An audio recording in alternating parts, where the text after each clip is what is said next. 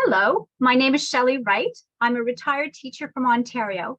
I was physician diagnosed with electromagnetic hypersensitivity, or EHS, 10 years ago.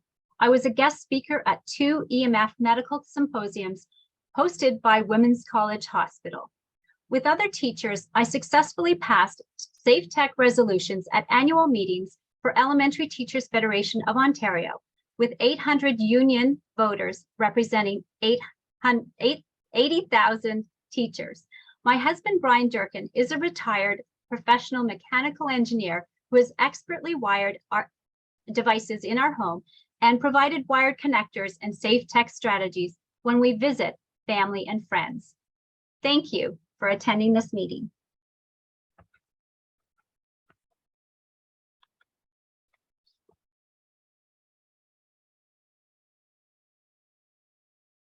This PowerPoint presentation contains views expressed by Shelley Wright and Brian Durkin.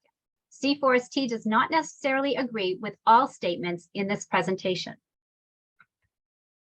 Firstly, I'd like to give a shout out to all the national and international EMF experts from a variety of professions and C4ST members who have worked tirelessly this year to promote safe tech.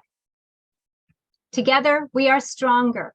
Every voice makes a difference. On October 2022, the European Union, or EU, passed a law to reduce e-waste. By the end of 2024, every mobile phone, all tablets and devices with wired capabilities sold in Europe must have a USB-C charging connector or port. In the spring 2026, this will also extend to laptops. The EU is an economic and political union of 27 countries. The EU reported that unused and disposed chargers account for about 11,000 tons of e-waste annually. EU consumers will only need a single wired charger with a USB-C port and a USB cable for all their devices. Regardless of their manufacturer, all new mobile products will have to be equipped with a USB-C port. Consumers will be able to reuse chargers and save up to an estimated 250 million euro a year. This will also significantly reduce electronic waste, which supports the environment. Our family uses multiple adapters, as you can see in the red picture. And we have 6 RF meters that also use different cables. Using the same charger and cable for all devices would be super convenient. There are rumors, however, that rather than switching to USB-C, Apple will remove all ports completely, so all data and charging would be wireless. This complies with the new law. You won't be able to use a dongle to create a wired Ethernet connection on any Apple device. Some customers are concerned that other manufacturers may follow. Wireless charging is slower, and it contributes to e-waste as it has a wire and an extra dock that needs to be carried everywhere. Wireless connections require 3 times more energy and are triple the cost to operate than wired options, and they can negatively impact our health. Wiser wired products are safer and provide consistent energy efficient connections. Reduce your router strength by 25% can reduce energy waste, cost, and reduce health impacts. In 2015, Health Canada recommends ways to reduce RF exposure, limit the length of calls, use hands-free devices or speakerphone, and replace calls with text messages. Digital pulsed microwave signals from wireless devices can induce a number of unwanted symptoms in some people. According to epidemiologist Dr. Deborah Davis, these microwave signals can interfere with sleep, reducing healing, impacting hormones, and increasing the levels of anxiety or spike glucose in the brain, creating symptoms of ADHD. Azab and Ibrahim in 2017 reported EMFs can negatively affect the heart and blood vessels. EMFs can increase the blood pressure or induce heart arrhythmias. More than 230 scientists who have published peer-reviewed research on the health effects of non-ionizing electromagnetic fields, EMFs, on plants and animals signed an international EMF science appeal, which calls for stronger exposure limits. Homeless, electromagnetically disabled people who have been displaced by cell tower signals radiating their homes may not be able to spend Christmas with their families. Dr. Havis, Sheena Simonton, Mitch Marchand, myself, and international EMF experts have raised concerns that children are exposed to radiation every day in classrooms. Health Canada acknowledges that children are more vulnerable to environmental agents. Patty Wood suggests, with the increase of online learning, homes and classrooms are filled with a variety of wireless signals from inside or just outside the premises, all emitting a constant stream of radio frequency radiation. Devices are constantly using energy to communicate, even when they are on standby or not in use.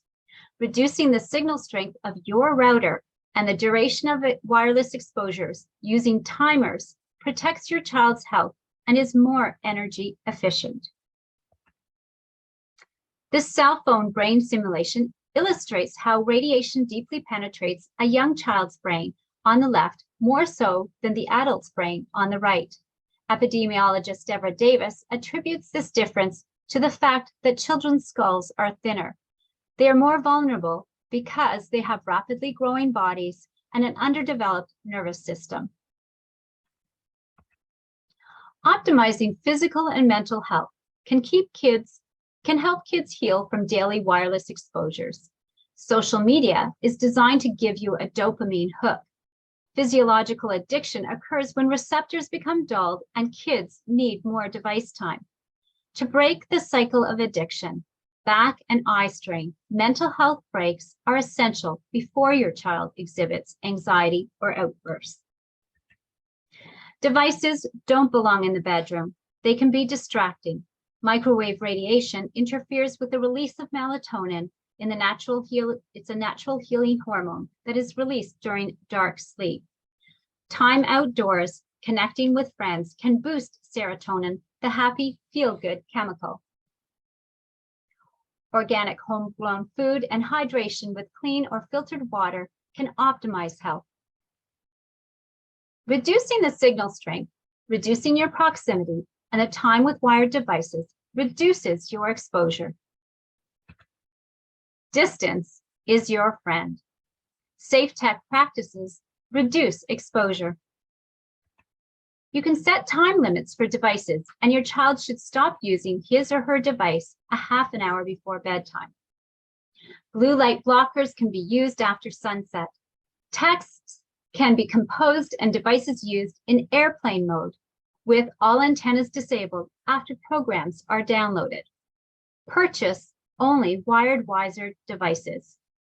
I Facebook message my children on a wired computer. When you use your cell phone, make sure there are plenty of bars so the phone doesn't have to work harder to connect. You can use speaker mode or wired earbuds to increase your distance from your device. Don't use Bluetooth earpieces as they emit wireless signals. You can call forward your cell phone to a corded landline phone. These are examples of multiple sources of wireless radiation at home. Can you think of other sources in your home? You can do a walkabout and identify the sources of radiation, then mitigate and reduce exposures. Light timers turn off wireless routers at night. We buy products with USB-C ports, which can be wired with adapters and Ethernet cables. You can run a 50-foot Ethernet cable from your router to any wireless device with an adapter. A power line carrier lets you plug in devices anywhere in your home through the duplex receptacles.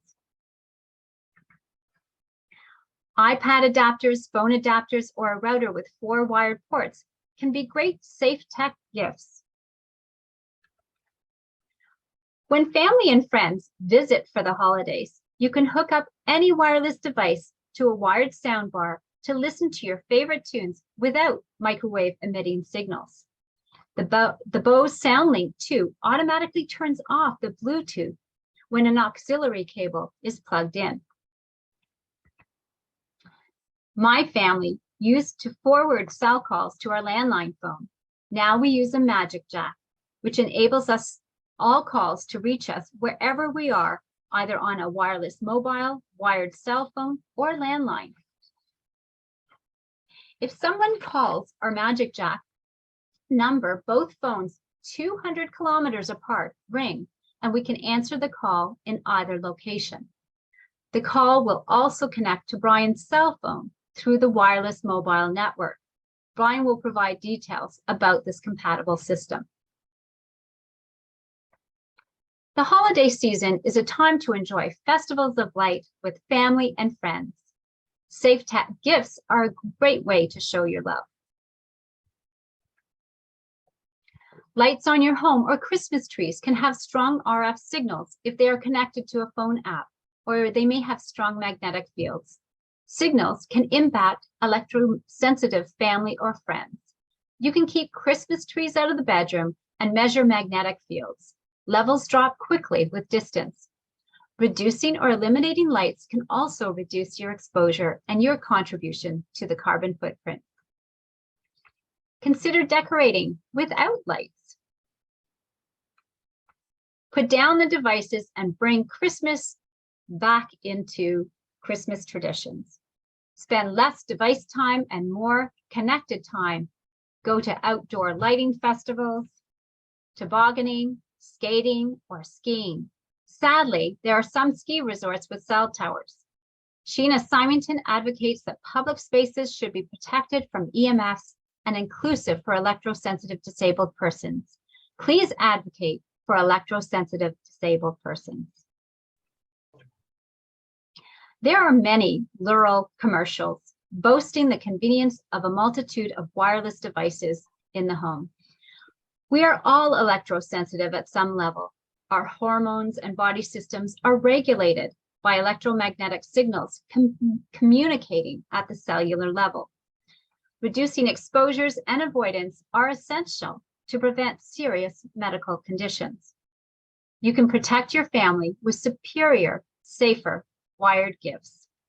So this fixed device uses Bluetooth signals to monitor your vehicle 24/7.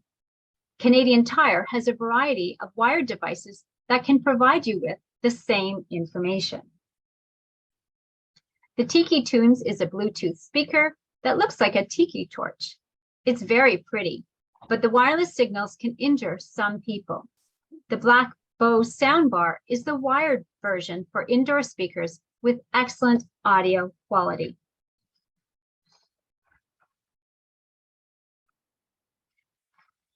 The Sonos speaker works with Google Assistant or Amazon Alexa. Unlike Alexa, there is no Bluetooth. The Ethernet port connects to your router and Wi-Fi can be turned off.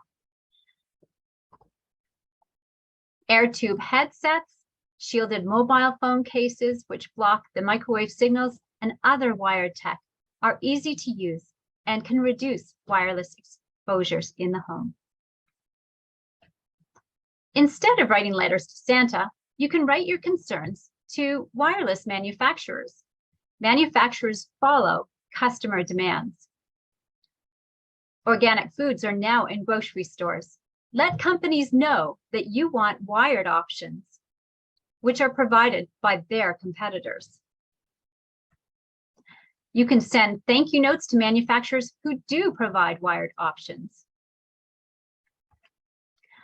Under the Canadian Consumer Product Safety Act, it is prohibited to advertise a consumer product if it creates an erroneous impression that the device is safe, or if the product itself is a danger to human health or safety. If you come across one of these ads, you can lodge a formal complaint. You can also share your concerns through media and let our C4ST leadership team know about such ads. In shopping malls, please turn devices off or disable all antennas to protect electrosensitive disabled persons. Thank you, everyone, for a great year, raising safe tech awareness with family, friends, and your community. Letters to all levels of government urging safer, energy efficient, resilient, and environmentally sustainable fiber optics to the premises will make a difference. Together, we are stronger. Here are some excellent websites. And we hope you and your family have a happy, safe tech, and connected holiday. Thank you. Well done, Shelley. Okay, I just stopped shared. There we go. And I'm just going to change the view here so that I can see everyone.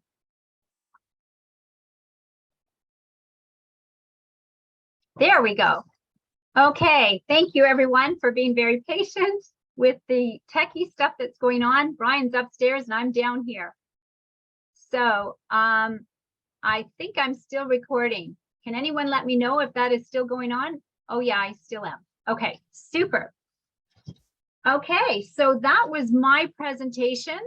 I may have breezed through that quickly, but I hope everyone is thinking about getting adapters or safe tech things for their home for Christmas, encouraging family and friends to do that as well. And you just need to start with something like a timer to turn your wireless router off at night so that you can get the deep, dark sleep that gets the melatonin, the healing hormone, healing you at night.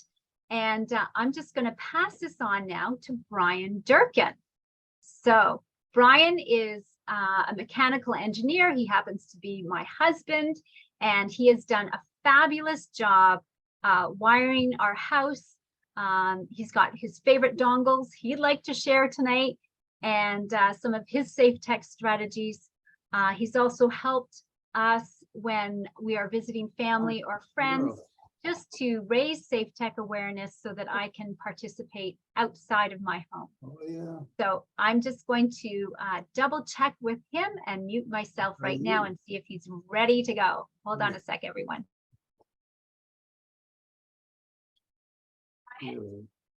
One of the better lit ones. Yep, I'm ready. So, as Shelley said, I'm Brian, and I'm Shelley's husband.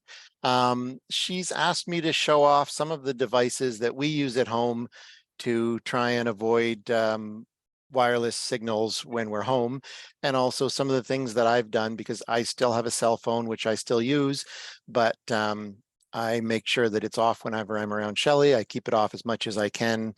And I have a few things that I do to remind myself to turn it off when I get home. And I have lots of little bits and pieces of equipment to be able to wire it when I'm at home. So I can still use, I have an iPad, I have a computer, I have an iPhone, and I can use them all just fine when I'm at home. So the first step I always tell people is just put a regular light timer. So a few years ago, I bought about a dozen of these. They were on sale for about $6 or $7, something like that. And I give them away to friends and say, put your router, just plug it into a regular light timer and set it so that your router goes off at whatever you go to sleep, 11 o'clock, midnight, and comes on again in the morning. So then you at least don't get any Wi-Fi at night when you're sleeping. It reduces your exposure, cuts it in half if it's off half the day, and still lets everybody use Wi-Fi in the house during the day. Mm-hmm. If there's somebody sensitive in the house, then you don't want to do that. You want to make sure the Wi-Fi is off all the time. But first step is turn it off as much as you can, reduce your exposure. And this is an old one. I gave away all the ones that we had to friends, and they've put them on their routers, so they turn them off at night. while I go through this, I'm going to go through it fairly quickly. If people have questions, just interrupt me and ask, and I'll try and address them. But that's kind of the first thing we did. And when our kids went to university, they had to have Wi-Fi because they're in dorm rooms with other kids. But we set them up with light timers, and at least, you know, when everybody's sleeping at night, they can turn them off. If you have a good memory, you can just get any kind of a switch. This is just a regular switch. You can plug your router into the switch. You plug the switch into the wall, and whenever you're not using the router, just flip it off. Then you don't have any Wi-Fi. When you need the router, turn it back on. When we go to visit my parents' place, my parents do use Wi-Fi. When we arrive, we flip their Wi-Fi off, and they still have enough wired connections that everything works. They can stream video to their TV, whatever. It's not a huge inconvenience. A lot of people lately have had difficulty with routers because it seems like the internet providers are changing routers, and now sometimes you get a separate router and a separate modem. Sometimes you get one piece. So I just wanted to talk a little bit about routers. So this is a typical router. They can look like all different types of things, but generally on the back you've got connections for you've got RG45 connectors to plug in Ethernet cables, and usually there's either a phone connector. 45. There's a couple people that aren't muted, so maybe just mute, and then if you talk in the background, it doesn't come through. Actually, am I showing on the screen for everybody or somebody else? Yes, you are. You are. Okay, good. So the router, when you set up your router, you can go in and you can turn off the Wi-Fi settings. So you can still use the router, you can still use all the wired connections, but you can turn off the Wi-Fi settings. You can turn it off completely. You can also go into the settings and you can reduce the number of Wi-Fi antennas. Most routers now come with 2, 4, sometimes 8 antennas. So usually there's a guest signal and a main user signal, and usually there's a 2.4 gigahertz signal and a 5 gigahertz signal. So you can go in, you can turn off the 5 gigahertz signal, you can turn off the guest signal, and you can turn the power of the main signal down. So what I usually do is I tell people turn it down to the lowest setting. And if you're not getting good enough Wi-Fi, you can, turn it up a little bit. But then again, it reduces your exposure.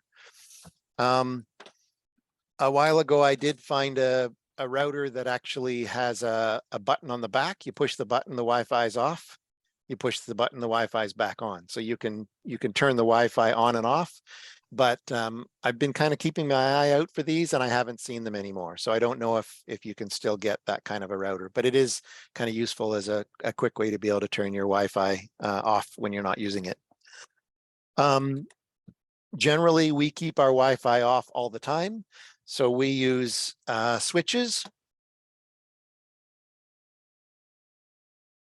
So this is an internet switch. This is a 8-port switch, so it's got 8 ports on the back. So you can run hardwired connections from your router to multiple places in your house. We have too many devices, so we actually have a 16-port switch. So that means I have 16 hardwired connections in the house and wires that run all over the place. Some of them are in behind the walls, some of them not quite, but it does the trick. So I think we're using about 12 different connection ports on the 16-port switch. And if you have a router, you can buy an unmanaged switch. If you don't have a router, you can use a managed switch and a modem, but it's a little bit more difficult to set up. So if you are going to buy a switch, make sure that it's a managed switch. And Brian, Lynn Yep. has a question in the chat. Is a router and a modem the same thing? No. Great question, Lynn. So this is a router and a modem. It's one device and it has both pieces in it. And this is what I used to have. This doesn't work anymore. When it broke, I called up my provider and I said, send me another one. And what they sent me was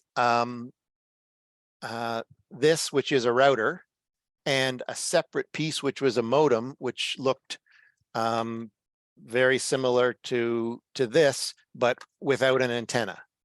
So the modem and the router can be two separate pieces. It can be one piece.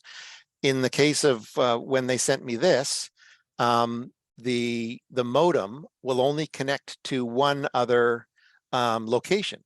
So I could only wire one device. So we couldn't have two computers. You have to have a router to be able to, what the modem does is it takes the signal that comes from the street and puts it into an Ethernet signal in your house, but just one.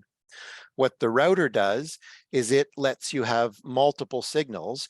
And what it does is it gives a millisecond to this person, then a millisecond to the next person, then a millisecond to the next person. So it splits up the signal that comes to your house and shares it between all the users. And the device that they sent me only had 2 ports on the back. So I wasn't able to connect up enough items, which is why I basically threw this out. And I bought another router that had 4 ports because I needed the extra ports. And then I bought the 16-port switch. So right now I have a modem that came from the internet provider, a router that I bought myself, and a 16-port switch. And it's 3 separate pieces, and that gives me all the connections that I need. That's great, Brian. We have another question from Hillary. She says, my provider in BC will only allow us to have 2 IP connections at one time. Any suggestions on getting around that? i.e. a couple wanting to be on their computers and wired into their cells. Right. So what the router does is it manages the IP connections. It dynamically assigns an IP connection to each device that's connected to it. So if you just have a modem, then you generally only get one IP address and one device. If you have a router, then the router allows you to have multiple IPs and multiple connections. So what they might have sent you is just a modem. And it could be because you've told them that you didn't want Wi-Fi, so they've taken the router out of it, and now you only have one connection. So you have to get a router that allows you to turn the Wi-Fi off. And this is the router that my IP provider sent to me. There's no settings in it. I can't turn the Wi-Fi off. So that's why we threw it out. So I bought a router that lets me go into the settings, turn the Wi-Fi off, and then I can connect up as many devices as I like. And we have, about 12 ports. And Brian, Elizabeth has a question here. She finds that the information is excellent, but there's a lot of it. And she wants to know how she can get support for her house in Vancouver. And some people aren't very techy. And I know there are building biologists who can come and measure and mitigate and help you with some ideas as to what to do in terms of wiring your home. We also have Sheena Symington on our call here, who is the director of the Electrosensitive Society. She also may have some other ideas too for that Vancouver area. Sheena, so if you'd like to unmute, it would be great to hear from you, or others if there's others. Yeah, I was going to say, so we are recording this, but I could try and write down some of the different pieces, and I could put together some links to items that you can buy, but it takes somebody that's got a little bit of expertise to get into the settings. Generally on the routers, when you go into the settings, there's usually an IP address written on the bottom, and there's usually a password and a username. So in this case, there's a username. I don't know if you can actually see that, but it says the username is admin and it has the password physically written on the device. So you can go in with your computer, you put in the IP address, you put in the password and username, but then it's still up to you to figure out the menu and how to go through it and change settings and turn the Wi-Fi off. Sometimes you can get your provider to do that for you remotely. Sometimes, you know, it's a 3-hour phone call and at the end it's still not done. So it's tough. You got to find Okay, Brian, thank a you. kid. Yes, ask a kid. So Sheena, do you have anything you would like to add to that? Yes, and just having one of those little meters to just confirm that it is off, because just like Brian said, all of the providers should be able to walk you through getting a wired connection that does not radiate. And so just having a little meter at your house, whether it's a small Safe and Sound or an Acousticom 2, something that can just confirm that there are truly no emissions. Because I've years ago been on with the provider and they say, yep, okay, everything's turned off. And I said, no, it's not. And they're like, yes, it is. And I'm like, no, it's not. And they said, how do you know? Because you're measuring it. So that's a really important little piece of it. Great job. Thanks, Brian. Thank you, Sheena. Richard has a question too. He says that if your power line adapters no longer work, do they have a lifespan? He tried various attempts to activate, but no luck. So would you recommend any ones? So I have a bunch of power line adapters. They don't last forever. I have probably 8 of them. I think 2 of them have died and I've thrown them out. I've used TP-Link, I've used Netgear, and I've used D-Link, and I find they all work fine, and I find they all talk to each other fine as well. And we've set up both our kids have moved out, but we've set up power line adapters at their place and also power line adapters at my parents' place. So we use power line adapters quite a bit. This is the one power line adapter that we've got quite a few of. This is sort of an older model. They're a little bit slower. They provide plenty fast enough internet for anything that we need. Right now, the latest, greatest power line adapters are these ones. It's about 4 times the speed, but I don't find that it's really that much faster. These ones, I think I bought, they were probably about $60 a pair, something like that. This one, I got it on sale for $110 a pair. So they're not cheap. The way a power line adapter works is you plug the power line adapter into the wall near your router. You put an Ethernet cable into the power line adapter, and then you plug the other end of the Ethernet cable into the router. So then what you've got is a connection that connects your router to the power line adapter. The power line adapter takes the digital signal and puts it into your house wiring. And then what you do is you get another power line adapter, you plug it in anywhere else in your house, and you take the wire, you plug it from that into your computer or your device, and that it uses your house wiring. So rather than having, cables like this strung all over your house, you're using the house wiring to get and a power line and 2 power line adapters to get a signal to any location you like. One warning is that power line adapters do create a little bit of dirty electricity. Shelley finds that doesn't bother her, so we're fine using power line adapters, but I think some people find that the dirty electricity created by the power line adapter can also cause problems if you're super sensitive. Thank you, Brian. There's Elizabeth has a question. She lives in a townhouse complex, and will she be impacted by neighbors? And I just want to say that depending on the strength, the wireless signal strength, the router has the wireless signals that are coming out of the router, they can go through walls and impact you.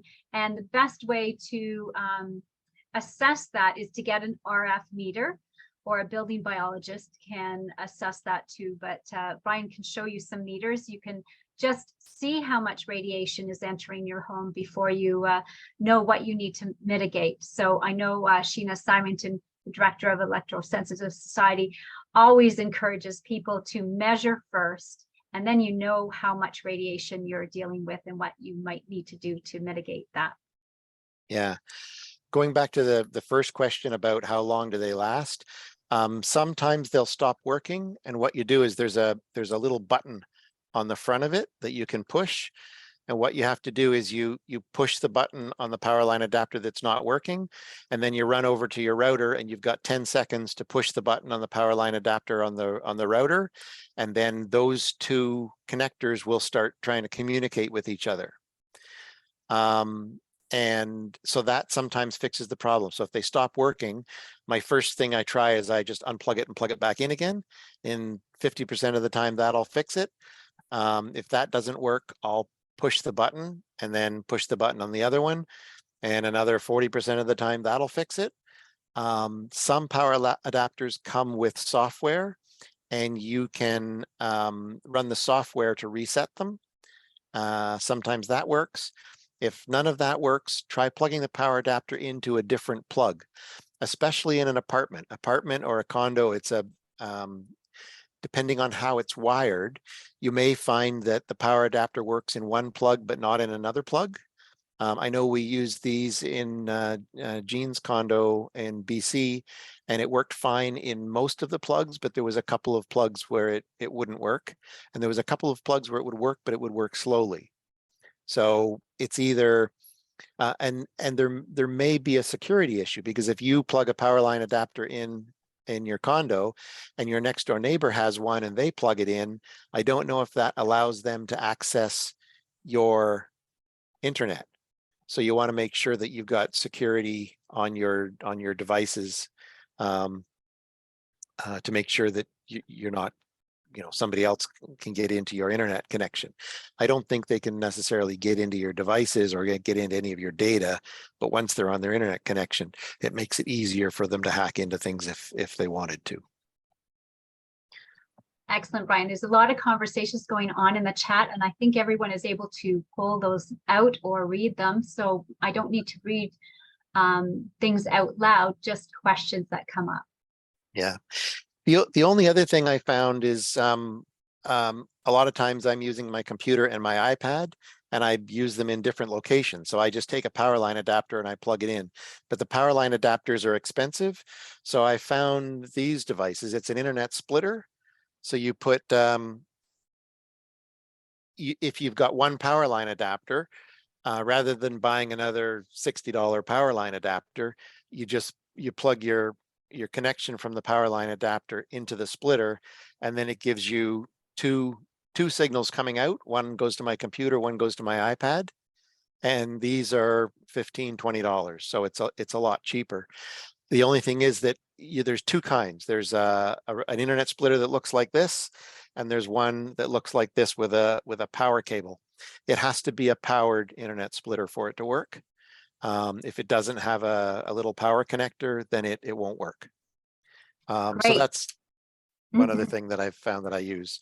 Anne was saying that it's important to check. Oh, the message just moved up. Hold on a sec. It's important to check for strong electrical fields from the wired. So she says, I had the problem and I could fix it by plugging the modem router and splitter into a UPS battery backup. Okay, that's interesting. I haven't tried that. And there's suggestions to check for dirty electricity with a cheap AM radio, to check before and after. That's a great idea. Yeah, I don't know as much about dirty electricity or magnetic fields or electric fields, because Shelley's issue is mostly with radio frequency fields. So we worry a lot about that. We haven't done much to protect our house from the other types of fields, although I know she is affected by some strong magnetic fields as well. So once you get connections to the location wherever you are, you've still got to wire your device. So I have two kinds of dongles. This is one that goes to a lightning connector. So you plug your Ethernet cable into that, and then you plug the other end into your cell phone. So I have an iPhone. So my iPhone has a lightning connector. I plug the lightning connector into the bottom, and there's a bunch of different kinds of these. I've found that some of them are, it's just the connector and there's no other ports, which is fine if you're using it for an hour. But if you're going to leave your phone plugged in for the whole day, the device drains your phone's battery. So I found that there are some that have a power connector. So I can plug this into the wall and then it charges my phone and powers the device, and then my phone battery doesn't go dead. So if you're going to look for one of these, and this one I found I really like it. It's got an extra connector on it if I want to plug in something else as well. It's metal. It seems to be pretty reliable. The price was decent. Don't buy them from Apple. If you buy them from Apple, you have to end out buying 2 different connectors, and they're $40–50 each. So it's costs you $100. If you buy them on Amazon, this was more like $30. And that lets me connect my phone, and it does everything for my phone except for let me make a phone call or send text messages. So I'll talk a little bit about that after, because I've found solutions for those 2 things as well. But generally, wiring your phone lets you get data, it lets you look up the weather, it lets you look at pictures, get on Facebook, do any of those things. But SMS text messaging doesn't work, and the phone won't ring if somebody calls you and you can't make a phone call. But nobody uses their phone to make a phone call anyway, so that's not as big an issue. Brian, Hillary's asking where you got the Apple dongle. The Apple, you can order it from Apple's website. You can get it from Apple Store. You can get it from, there's another store called Jump that sells Apple products. Best Buy sells them, but you've got to buy 2 pieces, so they're more expensive. And I just found I've got better value out of the ones that aren't made by Apple. So maybe after this, I'll get Shelley to put a link to some of the ones that I found that work really well. I also have an iPad. My iPad has a USB-C connector instead of a lightning connector. Some of the new iPads have USB-C. And also a lot of the new laptop computers no longer have Ethernet ports. So Shelley has a new laptop computer. It doesn't have an Ethernet port. So we use a dongle like this. The advantage of this is it lets me plug in the Ethernet, but it also has a HDMI port for a second monitor, and S-video. Sorry, this is not S-video. It's like an old style monitor connector. It also has 3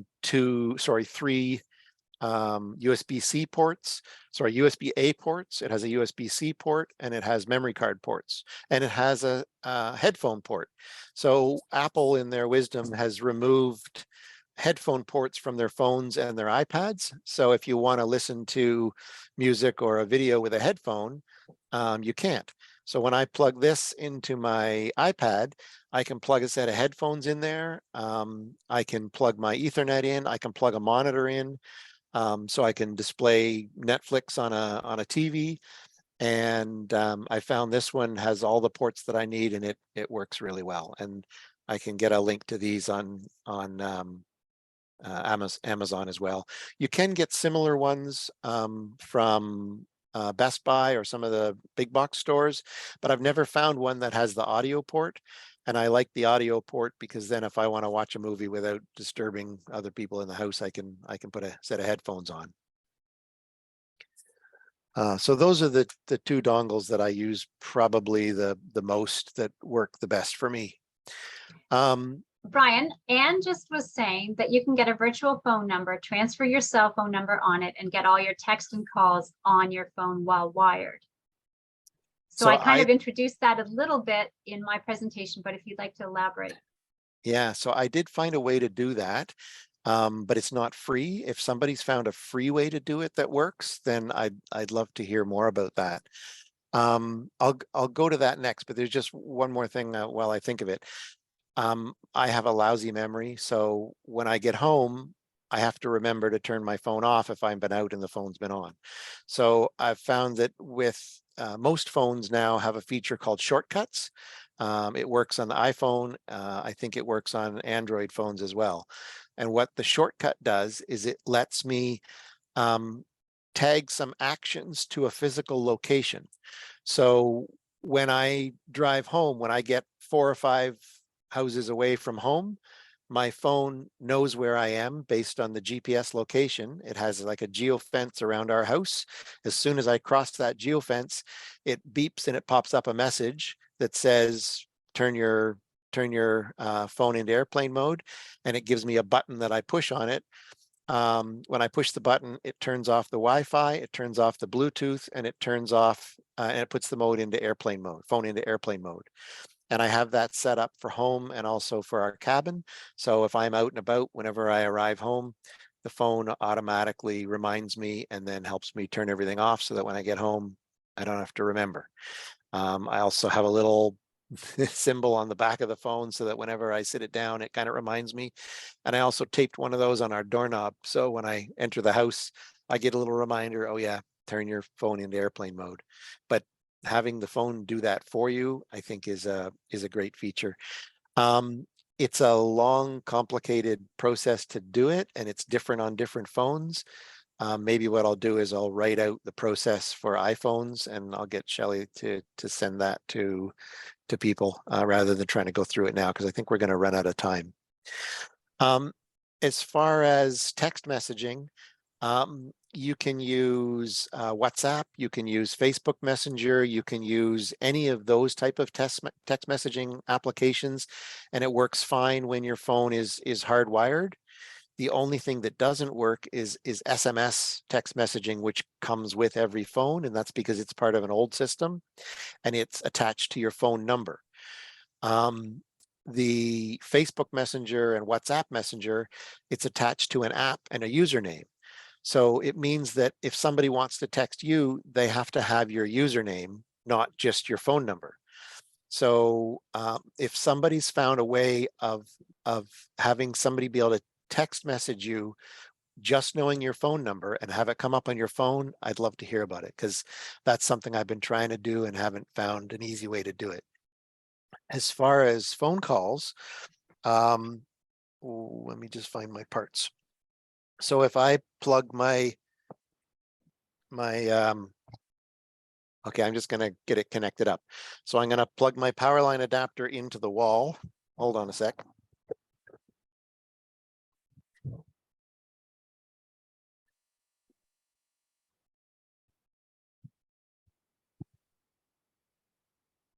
And then plug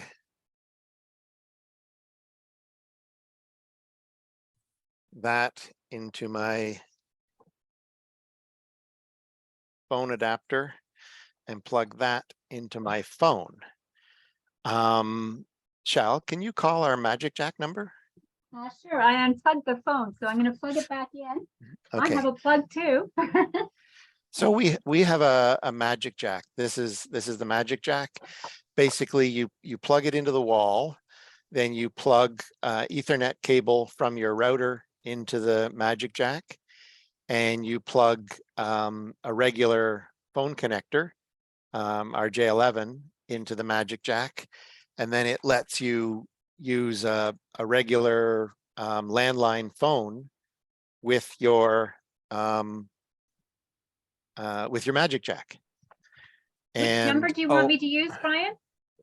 If you call the cabin number. Okay. I can call your cell phone. Hold on, no, hold on a sec. Can you send me a private message? Let me think. Just a sec. We have a new cabin phone number. So I know your cell phone number. I I know 3 numbers, but I don't know that one offhand. I'll look it up. Yeah, thank you. We both have to look it up. Can you just send me a direct private message? Yeah. I'll come up.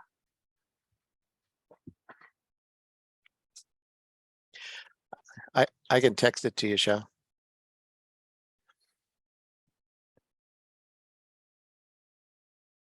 You can't take it, so write it down.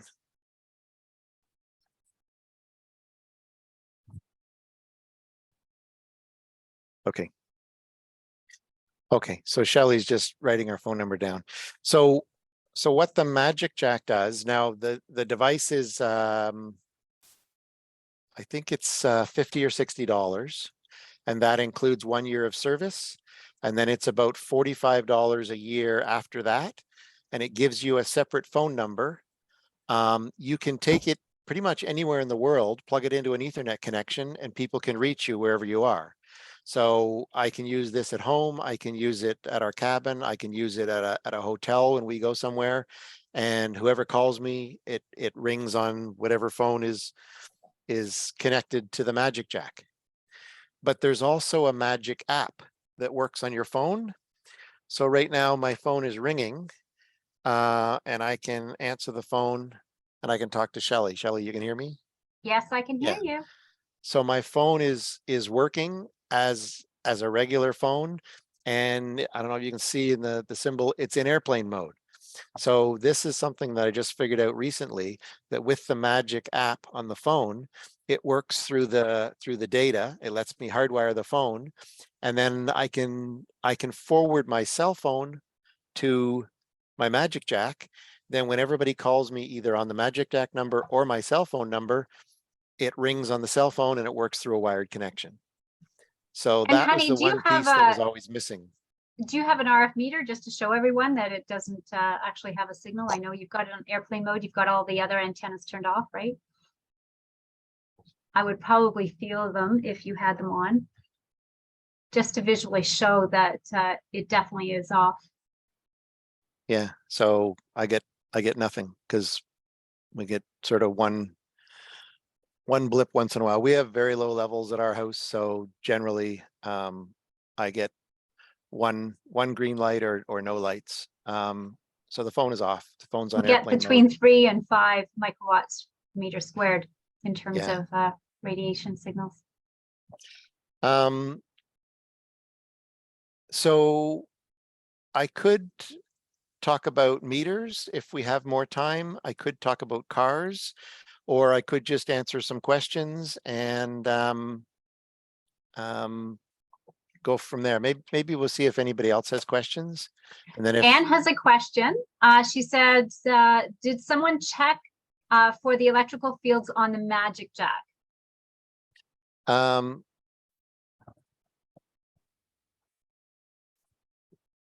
I haven't checked electrical fields. I have checked, hold on. I'll plug it in and see.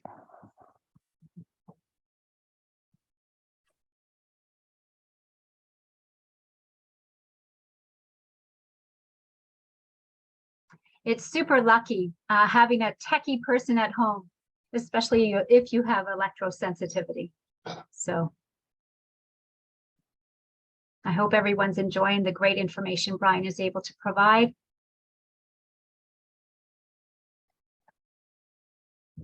And we will try to provide a summary. Brian's going to summarize this information and we can share it with our C4S team members afterwards. So the Magic Jack does have an electrical field, but everything that you plug in has an electrical field. And it doesn't look like it's much higher than just, I mean, if I put my meter beside an extension cord, it has an electrical field. So it doesn't look like it's any worse than anything else that you would plug into an outlet. And it doesn't look like it has any magnetic field really. If it does, it's very low. It doesn't have any RF, definitely. There is a version of the Magic Jack that you can buy that works with Wi-Fi. Mine doesn't.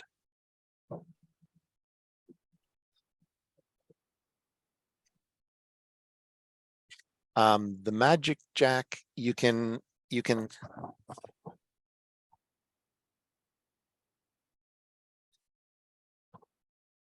yeah, somebody just said it works if you use a battery. The Magic Jack is just a regular USB port. So I always plug it directly into the wall, but you could plug it into any USB charger or a battery, and then that should solve the problem of, or it should reduce the electrical field that you'd get from the Magic Jack if it's plugged into a battery, or you could put it on an extension cord. But generally the Magic Jack it doesn't need to be anywhere near you. Like right now, our Magic Jack's at the cabin 200 kilometers away, and Shelly called me and my phone rang. So the Magic Jack it's not even in the same town. It doesn't matter where it is. I don't have the chat on, Shal, so if you want to just keep fielding questions, there's 49 items in the chat. Yes. Okay, so I'm going to read Mark and Carol. I have a Tesla, which makes extensive use of my iPhone for its operation. I think via Bluetooth, it allows me to lock, unlock the car, control climate, and many other features. Do you have any comments on how to avoid all of this and yet still have control with my phone? Probably not possible, but I'd love to hear your thoughts. And you know what, interestingly enough, we just bought a Subaru and we've been working with turning off all the connections there so that as an electrosensitive person, I'm not injured by the car Wi-Fi. So we have a Subaru Outback. It comes with all of the same features and it has an app. I can start my car from my phone. I can there's certain settings you can change. I think you can turn the heat on, you can turn the cooling on. It's certainly not as much as you can with a Tesla, but there's a few features. But in order to do that, you have to have the phone connection in the vehicle on. And what we did is we disabled, we actually had when we bought the car, we made sure that like when the dealer gets the cars, the first thing they do as they come off the truck is they enable the Starlink or whatever it might have a different name on a Tesla. For Subaru, it's called Starlink. So what they do is they enable that, and that's part of the security system, so that if a car is stolen off their lot, they can track the car, they can communicate with the car. So we made sure before the car was even delivered that the dealer didn't turn on Starlink. And then we had to make sure that we didn't set up a profile and we didn't connect the app to the car, because once it's connected, it's hard to get it turned off again because it's part of the security feature. You don't want to make it easier for somebody to disable the security features. So we had to do, we had quite a few conversations with the dealer about how to get it so that the app wasn't enabled. So I can't start the car from my phone, but I wanted the remote start feature. So when we ordered the car, we ordered a remote start. And it's a little device that's a separate button that I can push, and we can start the car from the house. But we can't use any of the features that work from the phone because that requires you to have that feature enabled. We also turn off the radar. So the Subaru has lane keep assist, so it'll steer for you. But the steering is based on 2 cameras. So it's visual. There's no EMFs or radio frequency fields from the cameras. So that feature works fine. It has backup detection. So if I back into something, it'll hit the brakes. That works on sonar. So it's a sound sensor. So we can leave that on and it's fine. There are 2 sensors in the back that are radar detectors that tell you when a car is approaching on your blind spot, and also tell you when you're backing out, whether there's a car coming in either direction. And those we can turn off. And when you stop the car and start the car again, they stay off. So we just leave them off. So I don't have blind spot detection in our car. That's the only feature that we've had to turn off, that as well as the Starlink. So if I'm in an accident, there's a button in the roof of the car. If I push that button, it reconnects the Starlink and it'll connect to somebody, but it'll turn on the cellular. So we make sure we don't push that button until we don't activate the Starlink. And I've also gone into the menu. I've turned off Wi-Fi because the car has Wi-Fi. And Bluetooth is only on if I pair it with a device. So as long as I don't pair it with a device, the Bluetooth is off. And we've taken measurements to make sure that everything stays off, and it does. So there's a few features of the car that, you know, we paid for, but we're not using. You get used to it. It's fine. Brian, Anne has a question. Did you get rid of the SIM card in the motor? No, sorry, in the car motor. No, we didn't. I don't actually know where the SIM card is. That's a good question. We didn't do that. It's a 2022 Subaru Outback Wilderness Edition. So it has a bunch of the features. I didn't ask about the SIM card, but maybe that would solve the problem.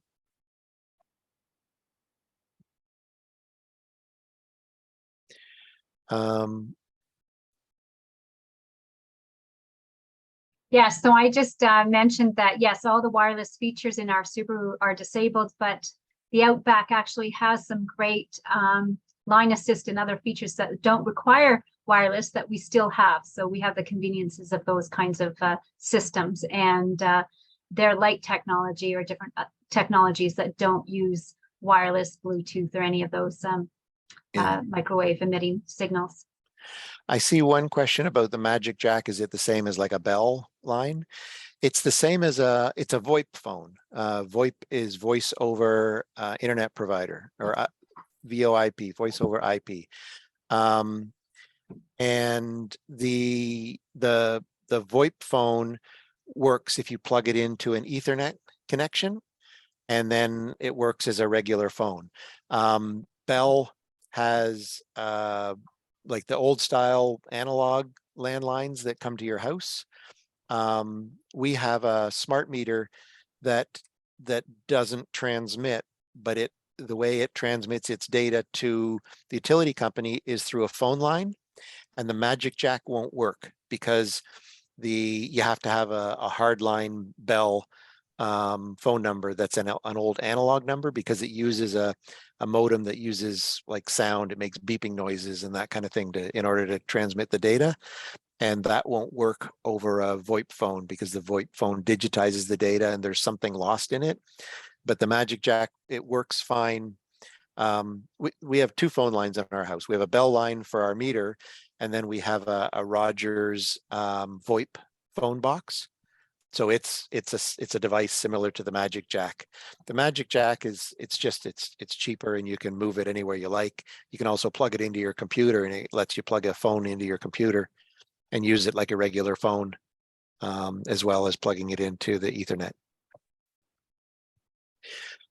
There's a comment about electric seats. Yeah, I think sometimes when you've got electric seats, when you're moving them back and forth, there is a signal from that as well. And Joanna White, did you ask to switch to a Bell line for your smart meter? I've tried to look into the smart meter situation with no luck.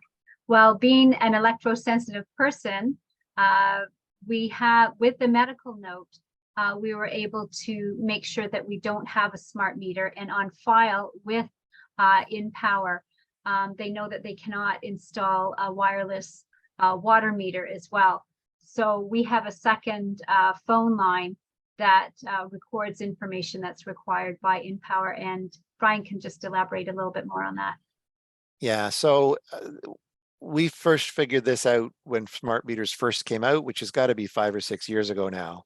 So we actually went to the utility company and met with the manager at the utility company and told them the situation and said, you know, we'll pay to replace the meter if you'll let us do it. So I think we paid about $800 for a different kind of meter to be installed. And then we pay $15 a month to the utility for them to be able to read the meter. And we pay $30 a month to Bell for the second phone line. So it's a it's an expensive way to do it. I think there are more options now. When we first set this up, you know, nobody had heard of it, nobody had dealt with it, nobody could give us any advice. I know that you can now choose between a time of use rate and a block rate. And I've actually called the utility company and asked them to set up another meeting to see if they switch us to a block rate, can I get rid of the smart meter and then stop having to pay the 2 service fees to read it every month. I don't know whether that will work or not. The reason we need the bell line for the smart meter is because when we first did this, they told us there was no option. You had to have a smart meter. But I said, you know, a lot of businesses have had smart meters for years and you read them through a phone line. And they said, yeah, okay, we can set you up with one of those. So they put on a smart meter that had a connection to a phone line, and then it reads, it communicates and uses the time of use rate.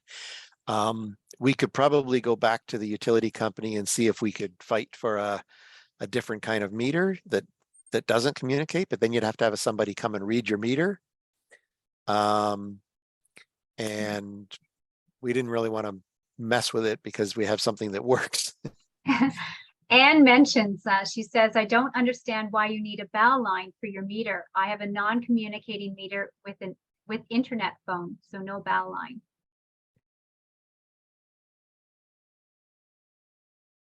A non-communicating meter within, what do you mean by internet phone? Oh, okay. So yeah, so you have a non-communicating meter. That we were told that with the utility company that we couldn't have a non-communicating meter. It's changed now, and maybe we should go and meet with them again and see if we can change it. So Marguerite says in Quebec, we pay 2,500, is that? $2.50. Oh, it is $2. It looks like a comma. Okay, $2.50 per month. Oh, that's great. And you send the readings yourself, so it Mhm. can't be a time of use meter, because for the time of use meter, it collects the data like 6-8 times a day. It's ridiculous. I actually put a ringer on our bell line so that I could hear whenever they call in to pick up the meter reading, and it calls all the time, day or night, 6 or 8 times a day. It checks the reading, which is crazy because it'll store the data, and it could connect once every 2 weeks and collect the data. So I don't know why they call so often.